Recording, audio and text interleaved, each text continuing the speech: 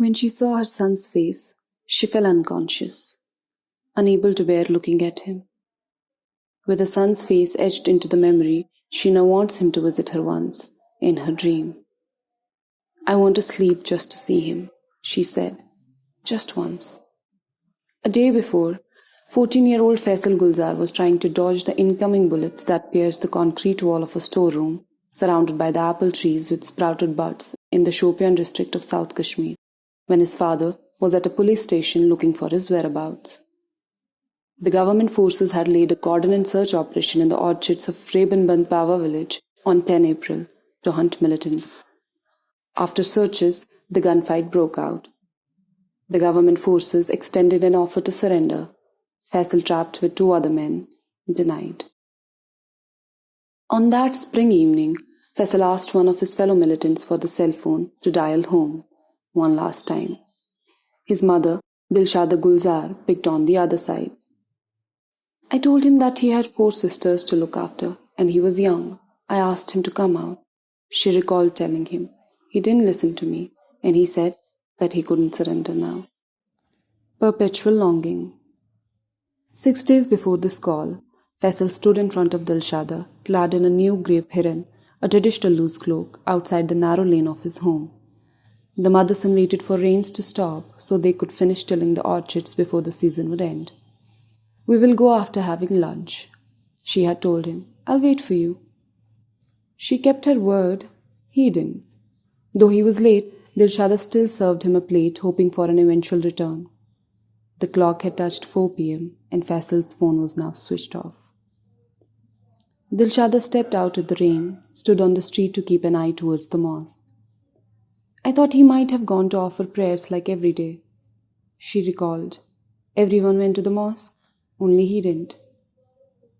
The cordons were frequent in Dilshada's village.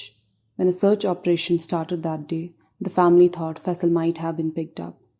When they couldn't sleep the entire night, next morning, the family searched for him in the village.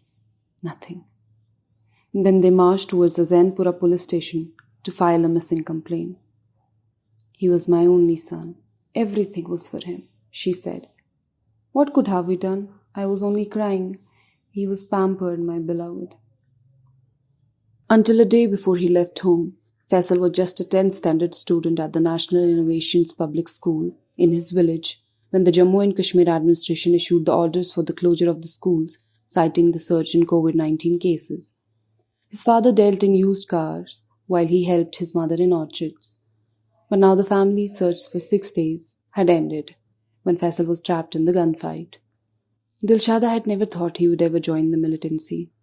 "If he had known, we wouldn't have let him out of the house," she said. When he didn't listen to his mother and dropped the call, the family was brought to the gunfight site later that evening. A dreadful odyssey to get her son to surrender began again. "Faisal Sabah, come out," said Dilshada on the loudspeaker. "They won't do anything." No response was received. When her repeated attempts were turned down, Dilshada was now one of the mothers of a minor militant. "I couldn't bear the sound of bullets being shot in the direction where my son was," said Dilshada. "The sight was unbearable, so I left." According to a report released by Save the Children last year, nearly 415 million children worldwide were living in conflict-affected areas in 2018. The children in the conflict were more likely to face grave consequences, including being killed or recruited. The recruitment of child combatants, whether by the government forces or militant outfits, is a violation of international humanitarian law, which states that children must not be recruited into armed groups. Despite the law, many minors have succumbed to bloodshed across the globe in many conflict zones, including Kashmir. In May 2017, Faizan Ahmed Butt, a 15-year-old boy, was killed in an overnight gunfight with the government forces in Tral. A year later, 16-year-old Saqi Bilal and 15-year-old Mudassir Rashid Pare were killed in a gunfight in Srinagar outskirts. The eternal suffering. After returning from the gunfight site, Dilshada had to just sit and wait only for the bad news. The next day, when the bullets had pierced through the walls of the storeroom and its small windows had turned in ashes, 2 young men and Faisal lay dead inside. "I was not in my senses," said Dilshada. sobbing. It is so hard for me to bear the loss of my son. On 15 April, the fifth day after his death, Dilshada, clad in embroidered perin, sat in one of the less crowded corners of the huge lobby of her brother-in-law's house, attending to the people coming to pay homage and condolences. Dilshada, with bloodshot eyes, put up a strong face for her four daughters. "We all sleep together because I'm scared of being alone," she said. "I don't know how I am living anymore." Faisal was the 19th militant of the Shopian district who was killed in a gunfight this year.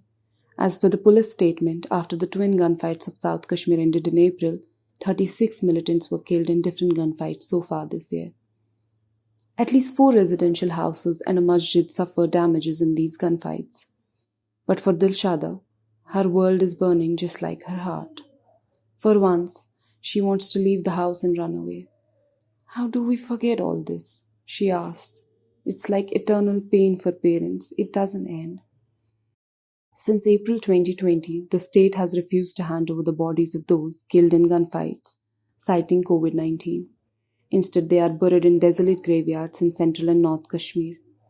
Thus, the mothers of the militants killed in the past 1 year have lost all hopes of receiving their sons' bodies.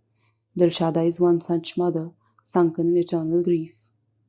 "When we asked for bodies, they put us through hell," she said. "We weren't in first allowed to see his face. When the family was not allowed to see his body at the police control room in Srinagar, they followed the police vehicles carrying the body. For Dilshada, the end of her world was nearing with each passing kilometer.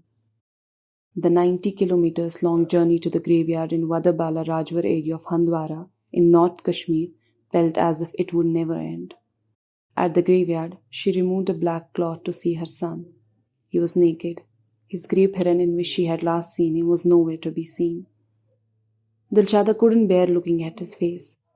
"I couldn't bear looking at his burnt face. Something was sprinkled on their bodies," she said, adding that she fell unconscious. "I can't forget that." While Faisal now lies in one of the unmarked graves under the open sky in a desolate graveyard, Dilshada will have to live, wondering what went wrong. "We used to look at him like they look at the moon," she said. "The reason why he joined militancy was in his heart, and it got buried with him."